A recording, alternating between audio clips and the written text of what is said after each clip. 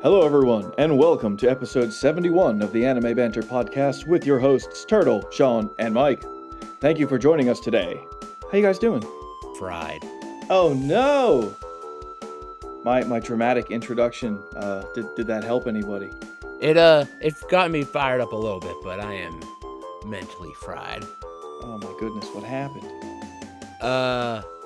I've been dealing with all-day meetings the past couple of days at work. Blech. That has been like from 9 in the morning till like 4 o'clock in the afternoon. It feels like college where it's like, here's a bunch of info dump, go. And the end of the day comes and you're just like, That's rough. yes. Yeah, it's for people listening, after we hit it big, and there are a few 100,000 or maybe even million people listening to this podcast. For the 1,000 in attendance and the millions watching at home. So for those people, going back and listening to our ancient episodes from when we were so young, we work full-time jobs, and it sometimes takes its toll. Try not to bring it into the podcast, but boy, there have been some episodes I have been a tired man coming into the podcast. I'm feeling rather refreshed today. I was off. As of this recording, I was off today. Happy to hear that, Turtle. So if I'm not mistaken, as of this recording, Mike, you have returned from the life experience known as Gen Con. Is that correct? I have. I've been back for a couple weeks now. It was Gen Con number 6 for this guy, and it was incredible. As Tell usual. us about it. Yeah, I gotta hear about it. I always love hearing the Gen Con exploits. So we left Wednesday morning, per usual. Went to the block party.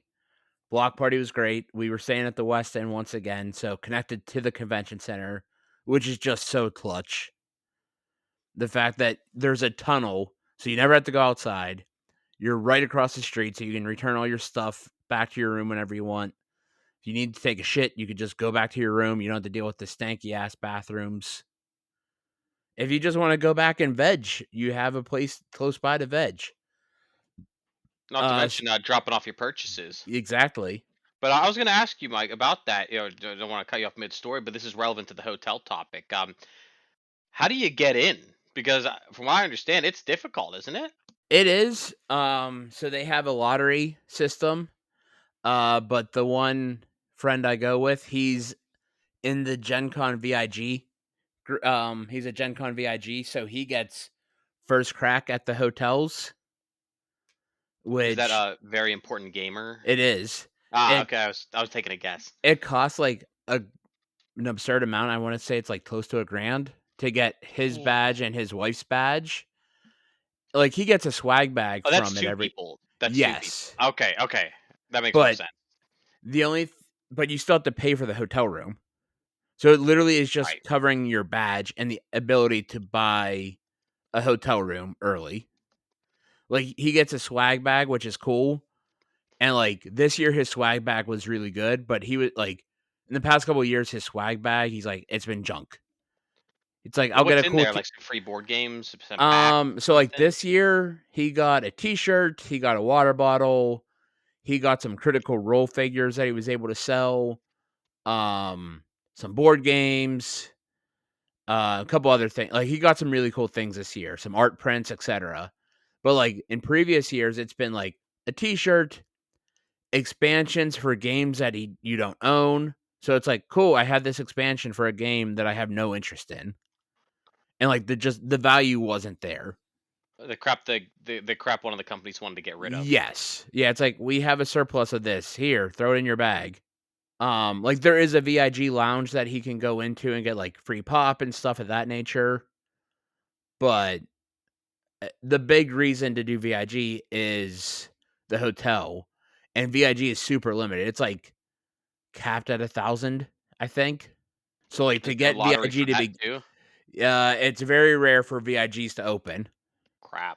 Oh yeah. Are you grandfathered in? Like you can do it. Once you're in, you can, as long as you keep buying it every year, then you won't lose it.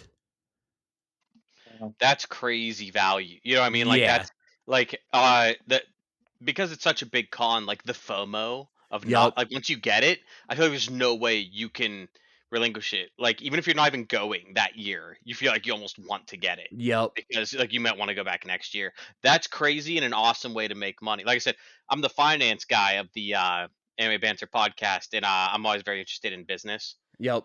So yeah, that's an incredible money making model. Holy Yeah. crap! And like he's joked that he's going to put it in his will so someone gets his VIG when he passes. Man. I hope it's you, Mike. And like people are like, we had 9 people go this year. So like we had 2 rooms. So it got a little stuff. Like the one room had 5, the other room had 4.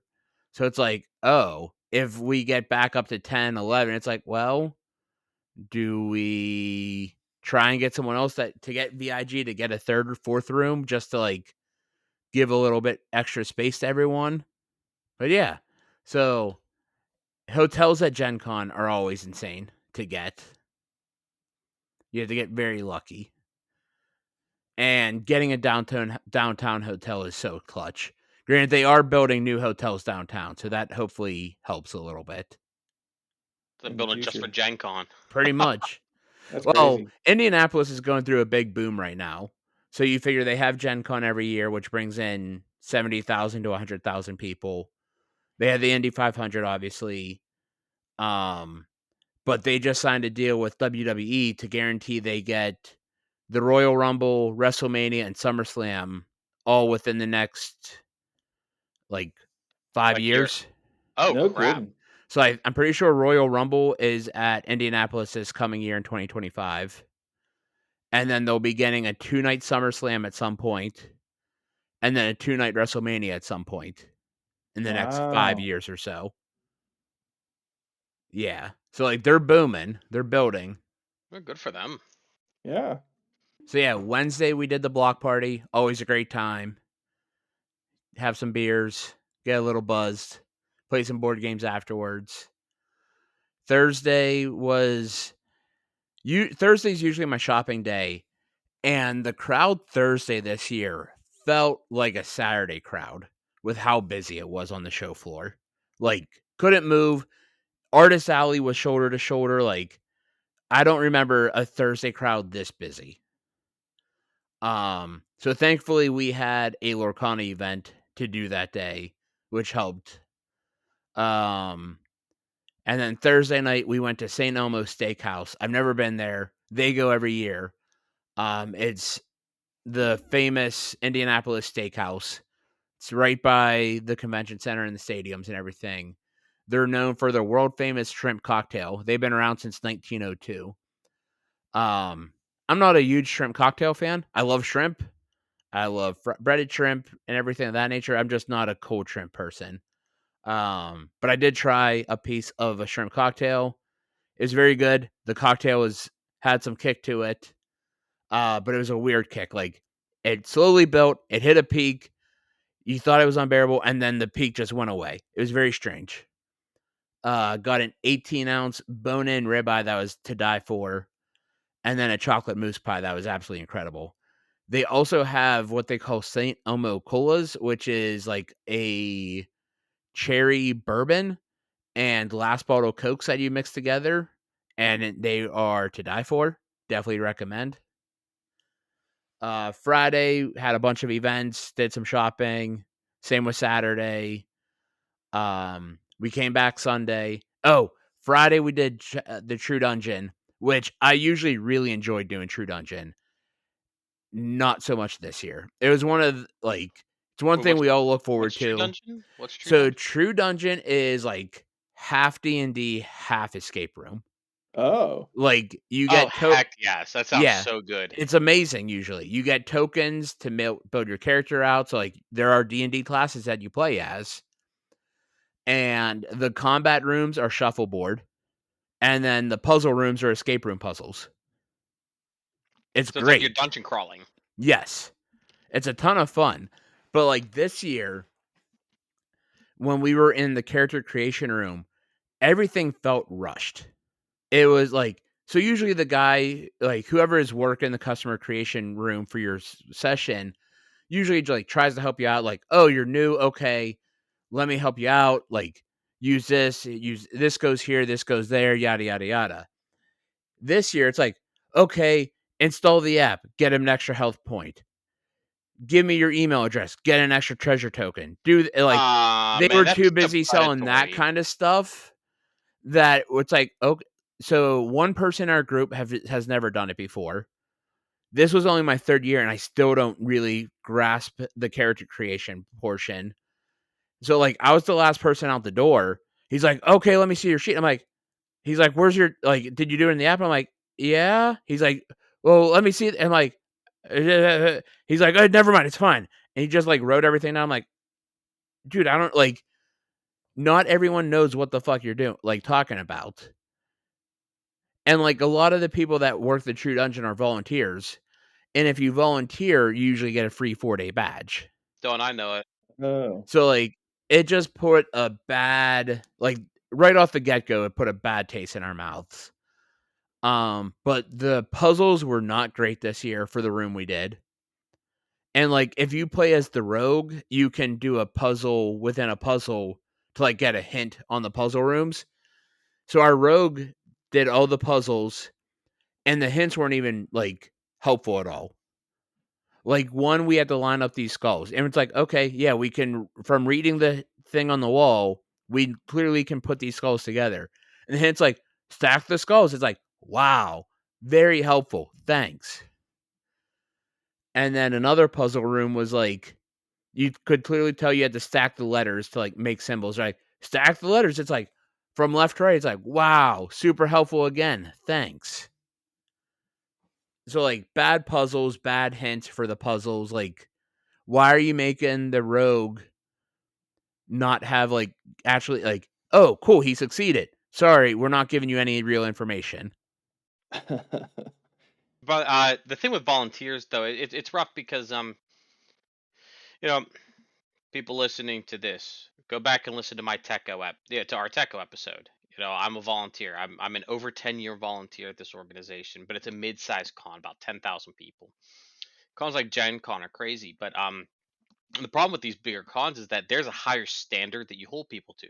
For example, it didn't happen this year, but in prior years at Techo, we had escape rooms and made by a couple of very nice local people.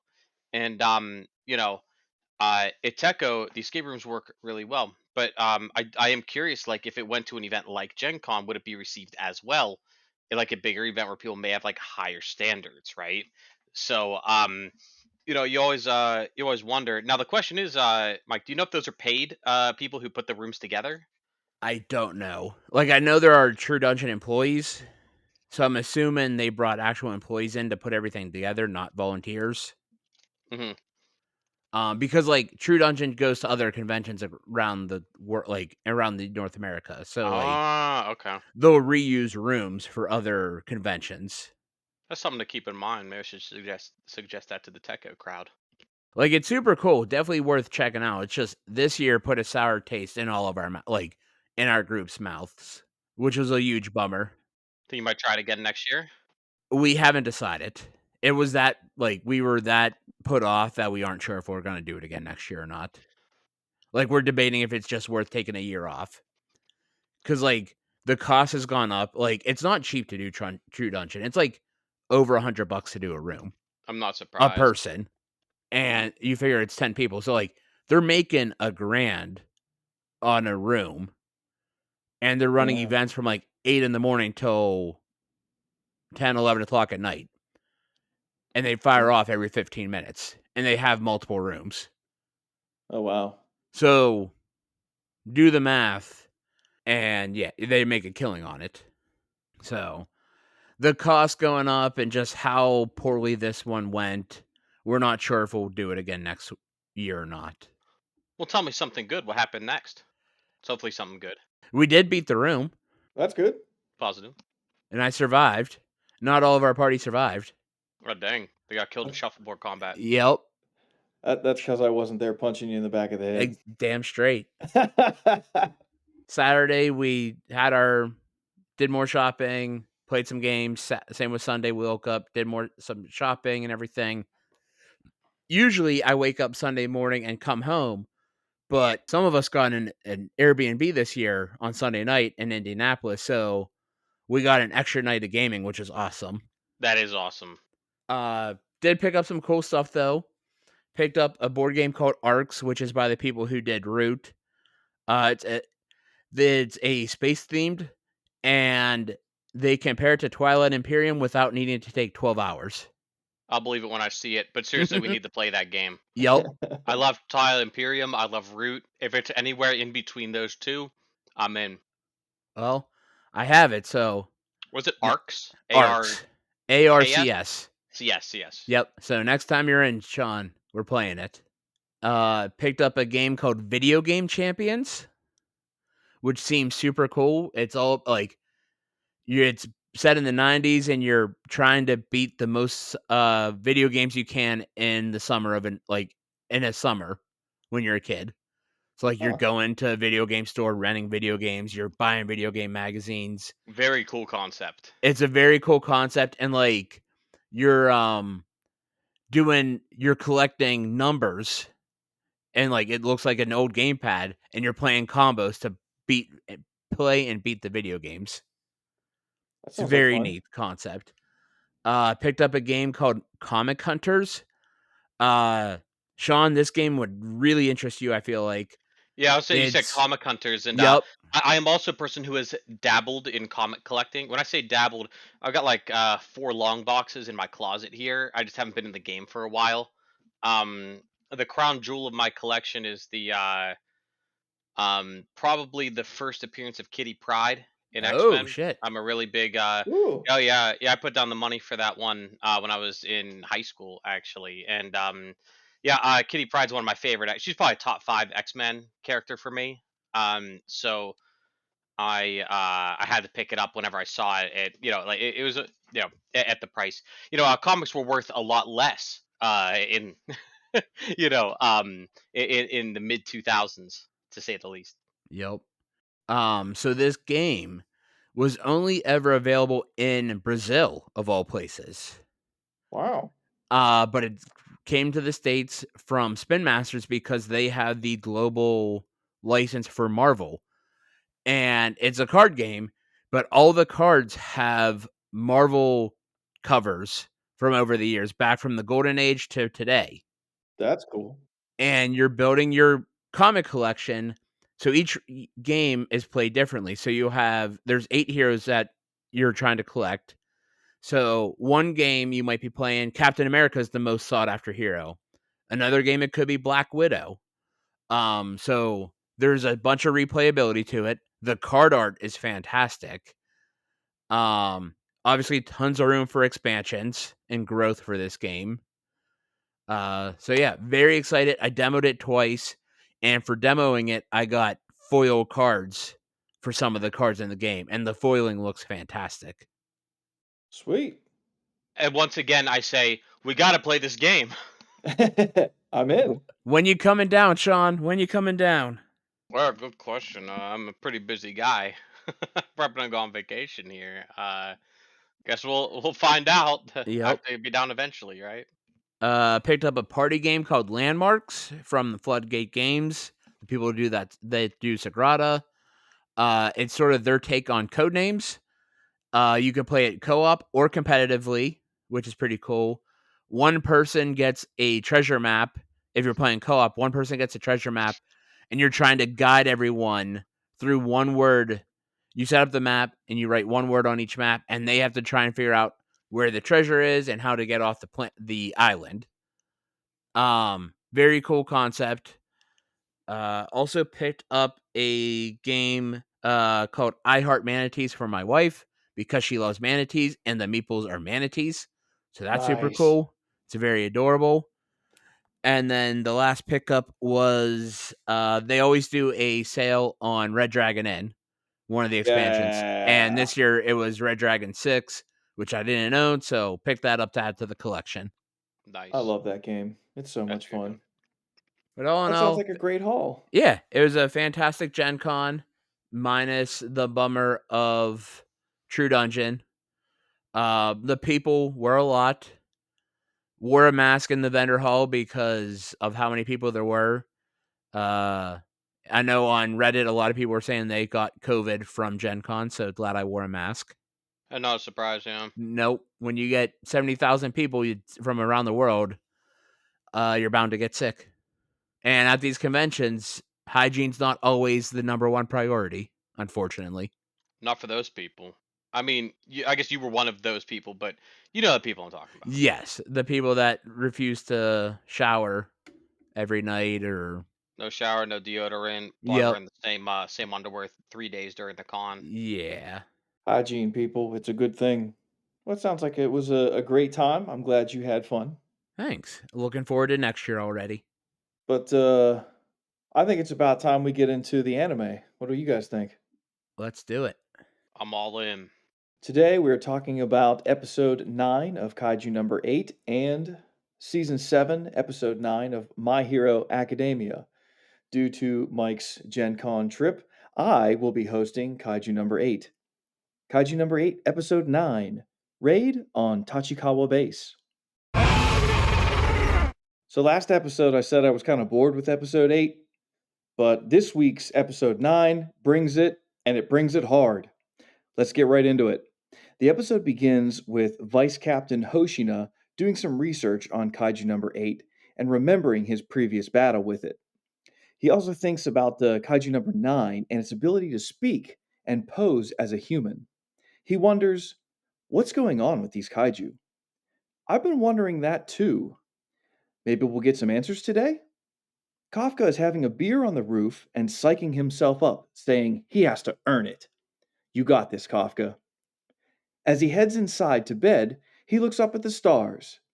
As they start to fall on top of him, cue the opening credits. Turtle, I'm glad you found this episode way more exciting. Oh my goodness, we'll get into it, but yes, there's a lot that happens in this one. Yeah, I'll say this episode's insane. I loved it. What looked to be 20 to 30 meteors fall on Tachikawa Base and wakes everybody up. Hoshina calls for a status report. He finds out that every meteor is a Honju class kaiju with a fortitude of 6.0 or higher. Kaiju have never assaulted the Defense Force before. I really like the design of these wyvern kaiju. They look cool and fearsome at the same time, as a wyvern should. I'm not gonna lie. It's a little unbelievable that our team is gonna make it out of this one, based on the things I'm seeing so far. I'm like, this is an army. They seem screwed. Yeah, so I'm like, I don't know how our team's gonna make it out of this, considering like even the weakest Hanju class seem to be at least slightly formidable in some way. Hoshina calls everyone into action as we find out that Captain Mina is off base. You picked a fine time to take the day off, Mina. Hoshina orders everyone to keep the kaiju on the base so they don't attack civilians. Hoshina thinks to himself how strange this situation is. Kafka sees the base in flames from the roof and watches the wyvern kaiju working together. He calls into Hoshina. Wyvern type kaiju are rare and work independent. It doesn't make sense for there to be this many of them and they're working together. Hoshino agrees and says, there's a powerful leader on the field. Right on cue, we are introduced to Kaiju number 10. You know what? I'm just going to call him Big Red from now on. Big Red! I will say, I love how Kafka is like using all of his knowledge from the cleaning crew to help out. That's a brilliant idea. That's I mentioned before, like they each of these units should have a knowledgeable guy like this on the ground so he can call out shots. Yeah, I mean, if I'm just throwing it out there, if Kafka hasn't written a book, like he should start because we've Oh, seen all the different types of kaiju. Write a I, book, man. I didn't even think about that. That's a brilliant idea. He's seen it all, and he's seen it all again. Asks if Hoshina is the strongest one on the base. He tells Big Red that he just missed the captain, so yes, he is. The girl running intel has finished estimating Big Red's fortitude. He is an 8.3, which makes him a Dai Kaiju class. Everyone gasps in unison as the violins start shrieking, wee, wee, wee. The tension builds. Hoshina starts giving orders, but Big Red is kind of impatient. He flicks a booger at Hoshina, but Hoshina dodges it. Gross! Hoshina will have to take out Big Red on his own. Big Red is excited and lets out a battle cry, which rallies the wyverns to cry out as well. Here we go, boys. Big Red isn't messing around. Big Red charges in and throws a punch. Hoshina dodges, but realizes that each punch has the strength of a meteorite, and his skin is tougher than Kaiju number 8's. One hit will leave him as a stain on the pavement. I think the animation for this fight sequence is just top notch. It's excellent. They do a great job animating all the fight sequences. It'd be so easy for them to like phone it in every once in a while, but they knock it out of the park every time. It's true, and one of the things I like about this is you realize as Hoshina enters this fight, they've been building up Hoshina for us. When he fought Kaiju number 8, there were effective things that he did to reveal the core. And he talks about if he'd have done certain techniques at the beginning, there's a possibility he could have just slashed the core immediately and gotten away with hurting Kaiju number 8. However, all of it is leading up, and how he discusses about how you know his abilities are really good against smaller enemies, essentially humanoid size. Like it's like he was made for this type of combat um, against regular sized opponents. So it's pretty good. I love this fight. The soldiers start shooting the wyverns, but the bullets just bounce right off. One wyvern just lets out an energy blast from its mouth, and he roasts this guy. Two things. First, I want to shout out whoever the voice actor is for the scream of the guy who got roasted. Good job, bro. Second, I just realized as I was writing the script that the wyvern energy blast is a parallel for Dragon's Fire, and I just think that's cool. It's a good visual at the very least, and easy for the reader, the watcher to comprehend what they're seeing. It makes sense. Guys who looks like dragons shoot fire. Yep. Kafka comes on the mic and tells everyone the wyverns are weak to back attacks. I love that Red Hair, I told you I'd forget his name, is still calling him old dude. As the defense force moves into action, we hear a very cool Persona 5 esque jazz song. It's just a bass and a drum kit, and it's awesome. Blonde hair draws a wyvern's attention so green hair can attack from behind. But as he readies himself to fire, another wyvern rips through the building to cover the first wyvern. This may not be that easy after all. All of a sudden, Shinomiya sprints across the battlefield and smacks this wyvern right in the chest with her brand new weapon, a giant axe. I do want to jump in here and say that the axe is cool and all. Don't get me wrong, but calling guys like red hair, blonde hair, and green hair is pretty much exactly what I do whenever I'm watching this show.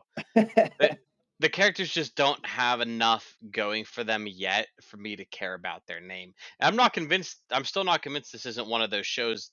It's getting very popular these days. I don't know if you guys have noticed it in anime that anime where people are like, "Yo, that's peak anime." They just kill off like half their cast. Um, and that just seems to be like a direction that the industry is going in a little bit, where like the authors are just murdering off, like they're just killing off characters left and right for fun, or if they're not killing them off, they're horribly maiming them.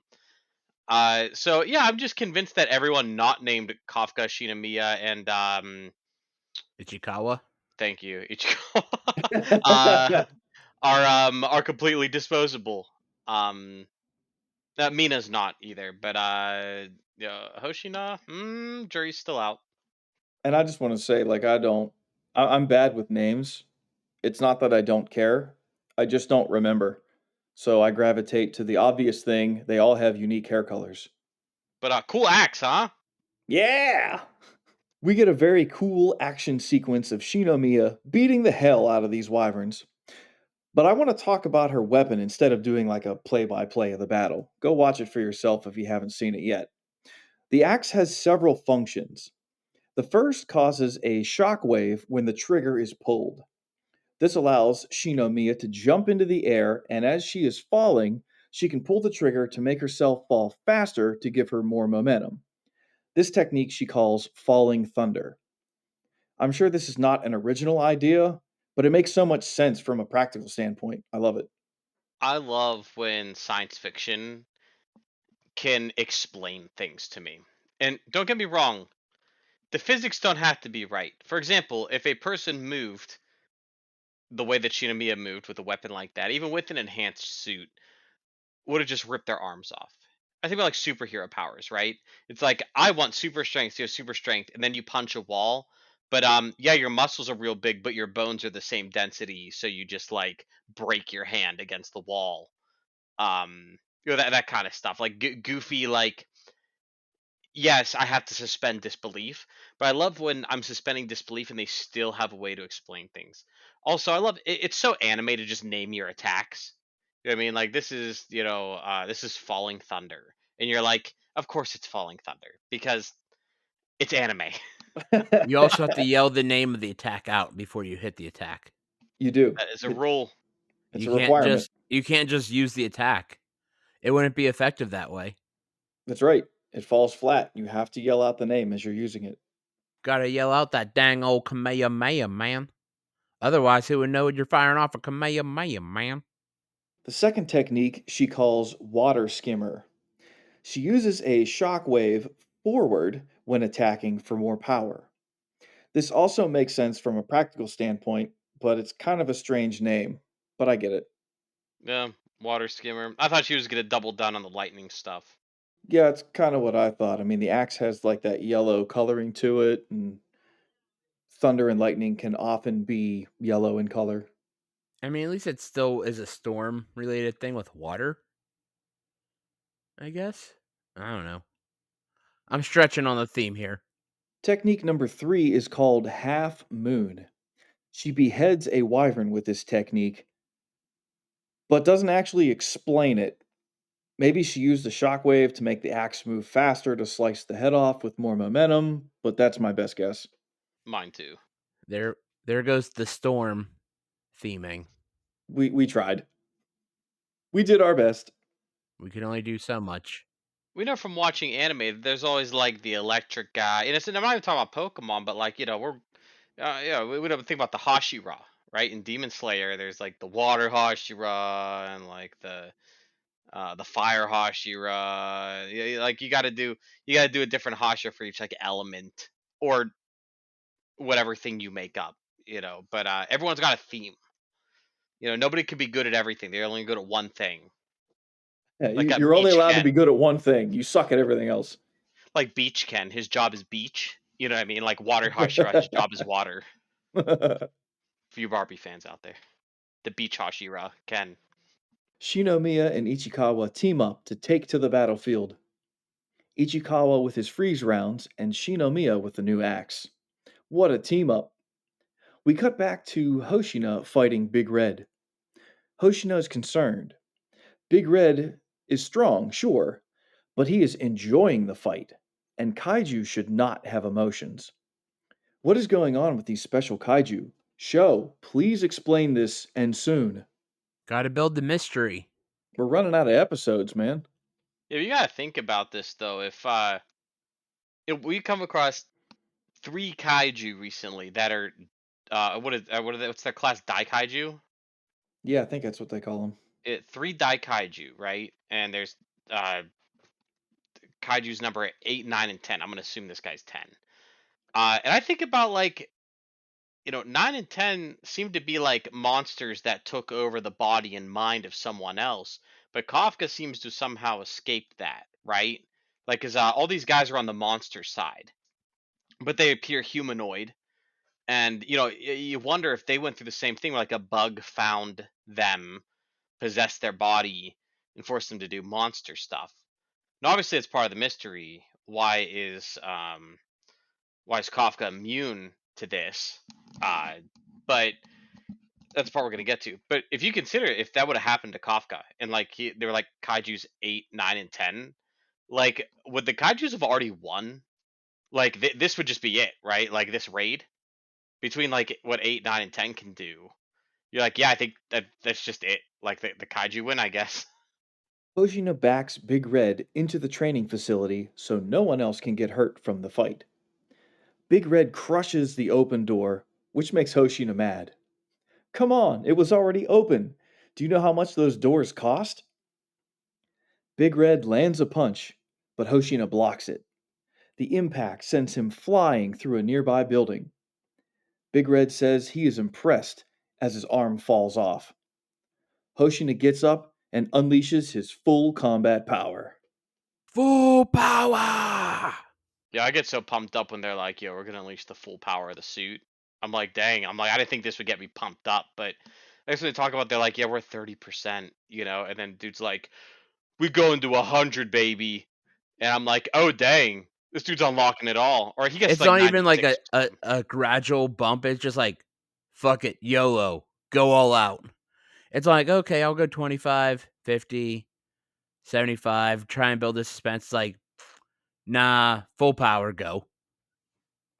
Yeah, he's not It's doing a Goku. it's not. I was gonna say it's not Goku versus Boo. It's like this is Super Saiyan, and this is Super Saiyan 2, and this is Super Saiyan 3. This is to go one step beyond. Yeah, I'm glad they don't have to spend like 4 episodes in one fight only to gradually power up because they realize, hey, what if I just went full power at the start of the fight? Or like, well, I don't want to go full power, but I've gauged I have to go full power or else I'm gonna die. I'm like, why in these shows do people not go full power from the start? You know how efficiently you could kill people. It doesn't make for a good story, but still, could you imagine Dragon Ball Z if like these guys actually wanted to kill each other instead of just like fighting each other for fun and masking it as killing each other? Like, Or had the villain go straight to full power instead of slowly going through all their forms. yeah, if the villain went straight to full power, he could just chop off Goku's head before he ramps up. Done deal. All right, easy. One of the soldiers is pinned down as a wyvern is about to blast her. Kafka is running to help her, but he knows he's not going to make it. He transforms his legs to give him a boost in order to scoop her up before the blast. You got boost power. She thanks him and praises him for getting the hang of his suit. This causes Kafka to make several funny faces in a row. Shinomiya shows up to smash the wyvern and save them. Ichikawa tells Kafka to trust in his team and to not take any unnecessary risks. Kafka is impressed and proud of his teammates. You know, Kafka's going to take an unnecessary risk now, right? Absolutely. It's He like told him not Kafka, don't do it. Okay, I'll do it. Got it. to. You always hate that though, right? It's just like, don't turn into Kaiju number 8. Everyone's dying. Maybe I should just become Kaiju number 8. Hear me out.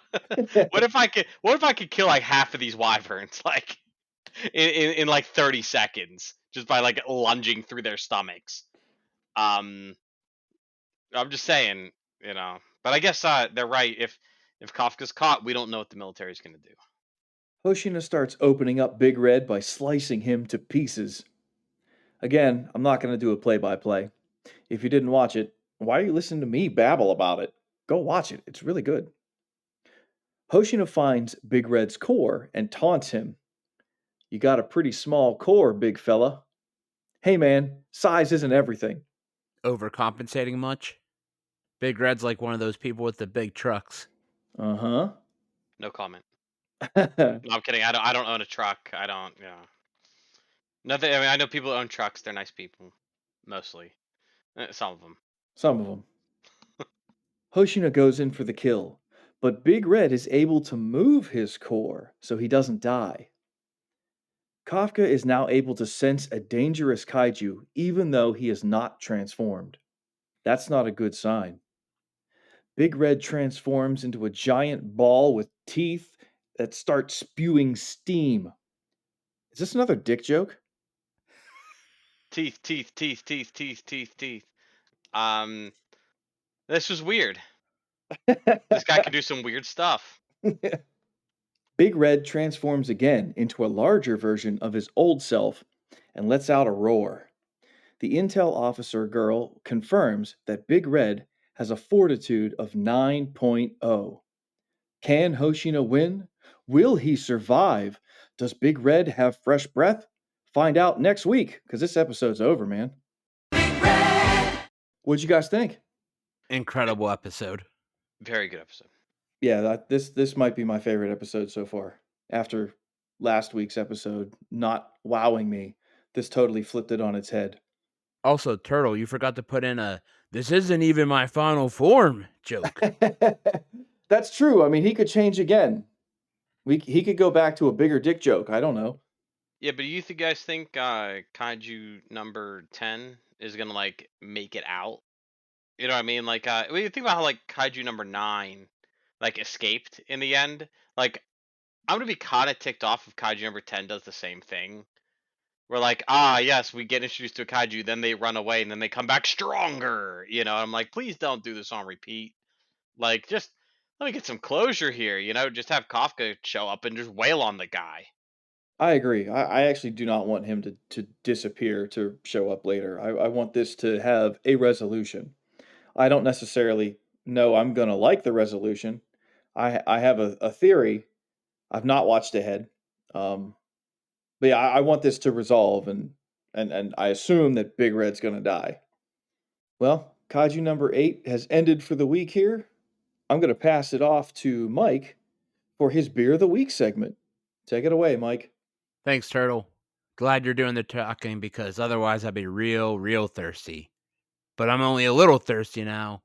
You know what they say, alcohol's the best medicine. And that means it's time for Mike's Beer of the Week.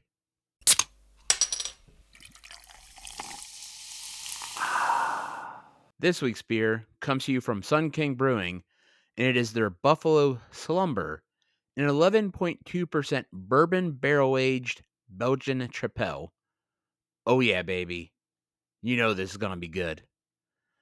It was originally brewed back in 2010 when it won the gold medal in the Belgian-style strong specialty ale category at the 2011 Great American Beer Fest. This beer crushes it. Had it at the Gen Con block party. The heat might have helped get my buzz going, but having this bad boy, oh yeah, good beer to start the night off with. I let it warm up a little bit to get the full flavor profile, and first sip, I was in love. It was just from start to finish an amazing beer. Flavor profile was great. I love Tripels to begin with, and then you add in a bourbon barrel age to it, and it just had Mike's name written all over it. The untapped average rating is a 4, and I am giving it a 5 out of 5.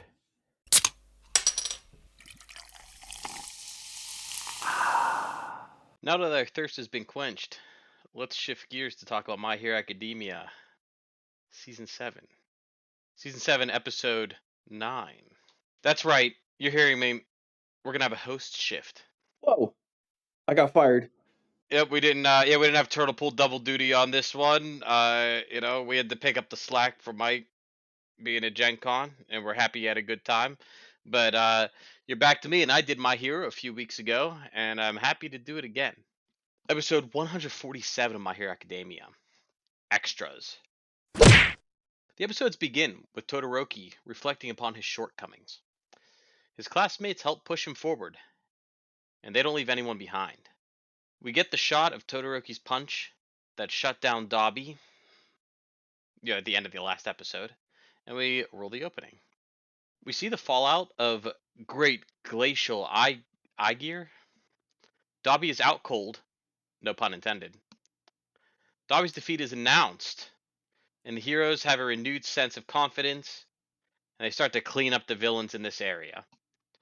The news spreads to other areas, and it raises the morale overall. So I guess Todoroki's kind of got the job done the fastest.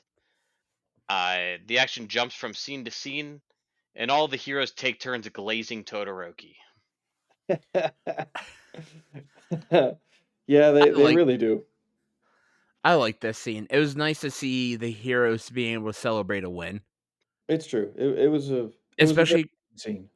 especially with how big of a villain Dobby has been. It's like you had the emotion behind it of being brothers. You Todoroki's always had that like emotional like who am I? Like am I Endeavor's kid? Am I like what is my quirk? Like it was just great to see him finally like get that big win on his own, not needing like he didn't have that conflict per se. Like he finally matured fully into like who he was. And in this moment, it's almost as if Dobby's big reveal, what was it, last season or the season prior, where he's like, "Oh, I'm Endeavor's kid." It almost like it backfired because now all the heroes are like, well, Todoroki had to step up and battle his brother who went rogue. Good job for him. And it ended up, boosting morale for the heroes. So it's almost like Dobby's play backfired in the end. We go to the original area where Aoyama and Fat Gum are. They're fighting a man who considers himself All for One's assassin. And we just cut away from that. We go to this is the episode of cutaways. We talked about that. Man, there's so many cutaways in the first half of Yeah. this episode where, like I said, they spent a full 60 seconds going from place to place being like, oh, I didn't think, oh man, I'm so glad Todoroki could do it. Wow, that's great news. Oh man, that must have been so hard for him. And like they just keep going from person to person. And I'm like, guys, chill out. But we go to another area where Shoji, President Mike, and Koda are fighting Spinner on steroids. Spinner can't believe that Dobby was defeated and believes it's fake news. He's like, this is propaganda by the heroes. And I was like, holy crap. It's a little too real. Yeah, I know. Right? Hey, when you hear news you don't like, just say it's fake. Spinner is given the steroid power.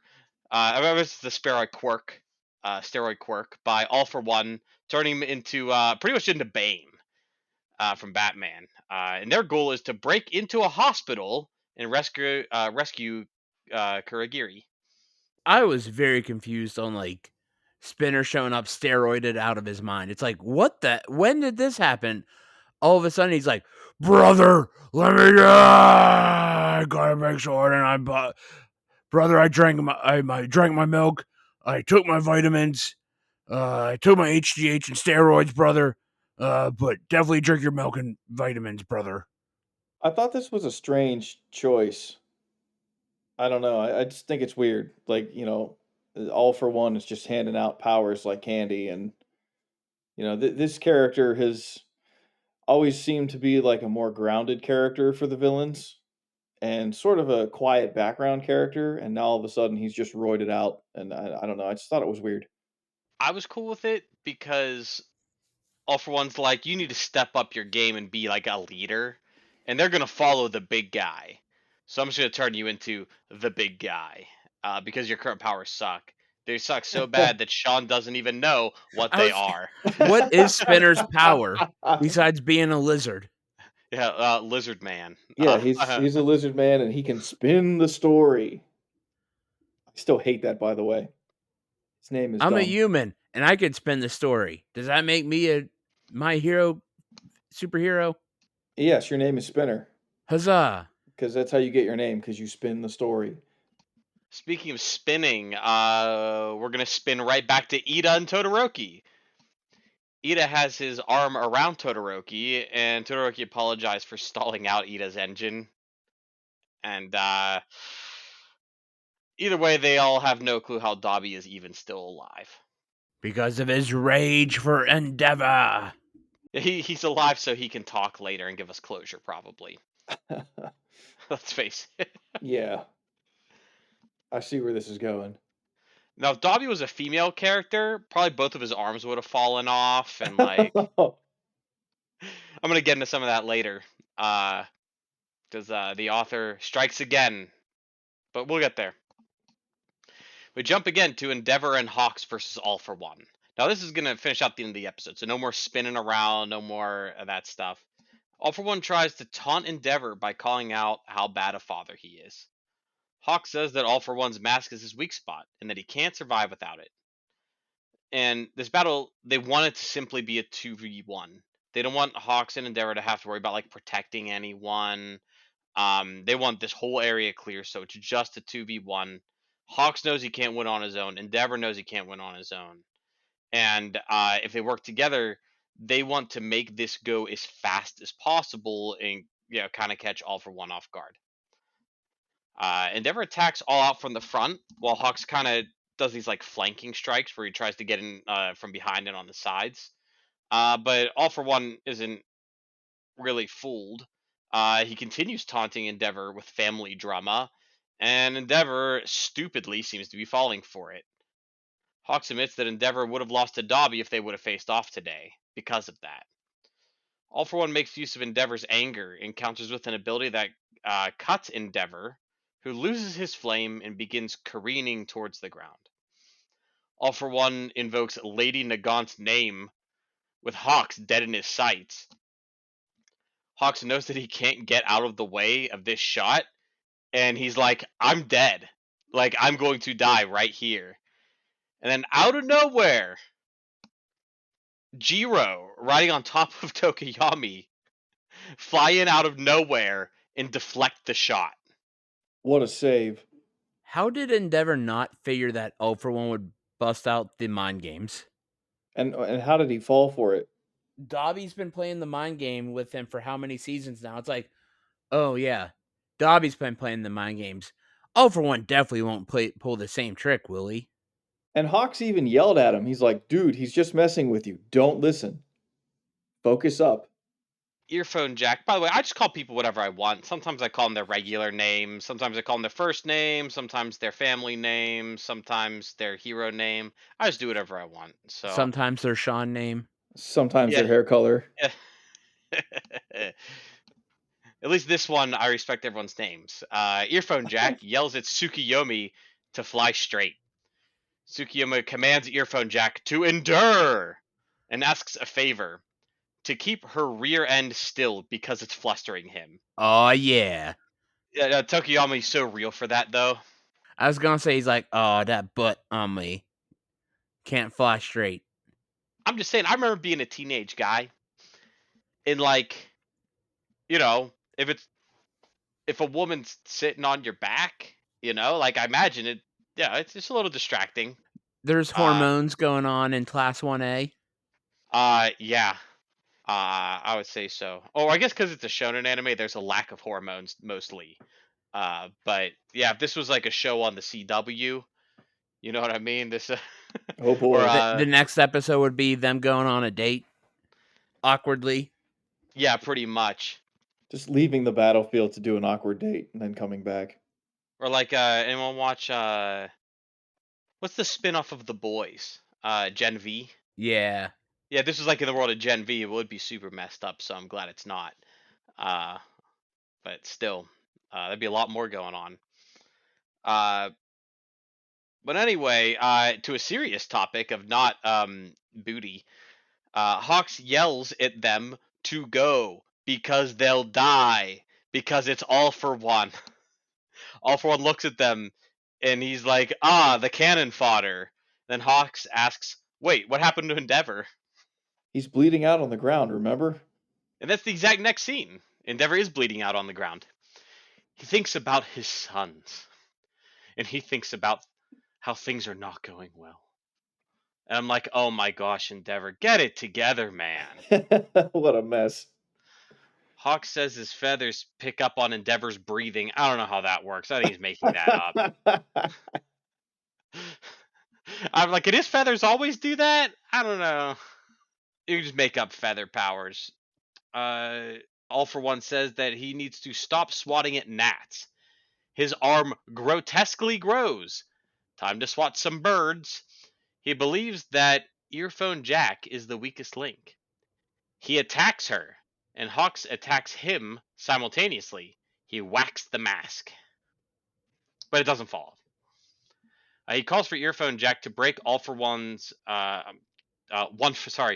one for all. Wait, All for One's. Dang, I messed it up. All right, man. I do it You all know the how they time. do it. Yeah, a lot of people call him AFO, like AFO. Oh, that's Um, good. I like that. yeah, some people just call him AFO for short because, yeah, I don't blame them. He calls for earphone jack to break All for One's mask with sound. Hey, I thought you wanted her to run away. Well, I guess if she's gonna stick around, she may as well do it. But she hesitates as she thinks about it, and she's never really fought a villain like this before, and thinks about how crazy it is that some of her classmates have been doing this for a while, namely the big three. Uh, All for One's arm grows bigger. It charges up like a cannon, and he's about to fire when Hawks throws some feathers at the cannon, moving it slightly, but he fires anyway. And did he miss? Not exactly. Tsukiyomi starts coughing up blood. And of course, Earphone Jack looks like she's missing one of her earphone jacks because they had to cut off one of her earphone jacks because she's a female character. Another female character maimed by the author. All for One calls Hawks worthless and calls the students useless side characters, which, um, I guess that's up to you as the viewer to determine if he is telling the truth. Did they really think they could stand up to him? We'll find out next week. So, what did you guys think about this episode? I really like how he dropped the episode title. He called them extras. I was like, oh, there it is. He said the thing. He said the thing. He did it. Not a bad episode. Not my favorite episode. All the cuts this season have been hard to deal with at times. Like it was nice that we had a couple episodes to focus on Todoroki and Dabi. And it's like, okay, we obviously need to reset to focus on All for One and Endeavor and Hawks. I don't know. I wish we would have got. I almost wish they would have spent an episode on closure for Dabi and Todoroki. Like, spent the entire episode on that instead of jumping straight into this. I have a feeling that that might not be closed yet. So there's a good chance we might cut back to that down the road, and more hijinks could ensue from Dobby. Who knows? But I thought this one was okay. It was better than last week's. I was not as bored, and I think we at least got about half the episode of just focusing on one battle. Though it didn't conclude, at least we weren't cutting away in between the fight, because I hate that. So this one was all right for me. And now, we'll move on to the waifu of the week.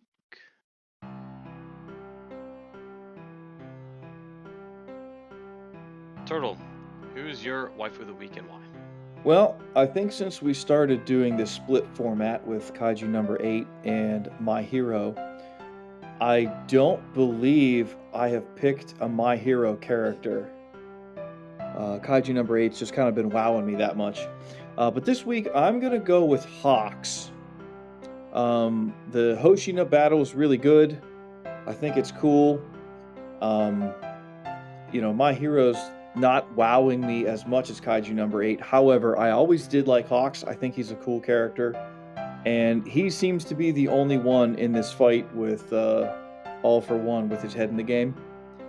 And not only is he like totally focused on defeating this guy, he's also splitting his attention to try to help the kids as well as Endeavor keep their shit together. So I'm giving it to Hawks this week. Dang good pick. I'm actually gonna go next. And this week I picked Hoshina, the other side. I feel like Turtle and I we picked the two obvious people, the people who kind of like had the most action this week, from each show. So Hoshina, well deserved. The man showed why he is his rank, and he really did prove it to us. And Mike. I'm going to go a little outside the box and pick Class 1A. Or, as All for One calls them, the extras.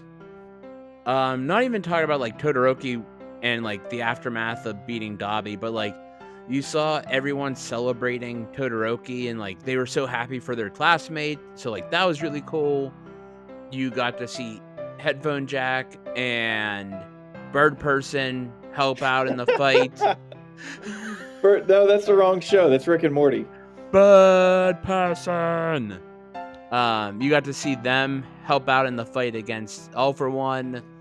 You got to see Sugar Rush. You got to see Bert, Animal Talker. Like, you got to see the heroes that we've grown to love over the past 7 seasons step their game up. And sometimes they were just small pieces, but like, we finally got to see them do something beyond just being in school. Usually it's like, okay, big boss fight. Okay, it's Todoroki, it's Deku, it's Bakugo. And like, everyone got a little piece of the action this time. Red Riot. Red Riot, thank you. He's one of my favorites. I do like Red Riot. Thank you all for joining us this week as we watched Kaiju number 8 and My Hero Academia. We hope you join us next week for episode 72 of the Anime Banter podcast, where we will continue our watch of My Hero Academia Season 7 and Kaiju number 8. Please give us a 5-star review on all platforms that allow reviews. If you're listening on YouTube, please like the video, hit the notification bell, and leave a comment. The Anime Banter podcast can be found on Facebook, X, Instagram, Threads, and YouTube. Thank you all for joining us, and we'll talk to you next week. Bye, everybody. See you next time.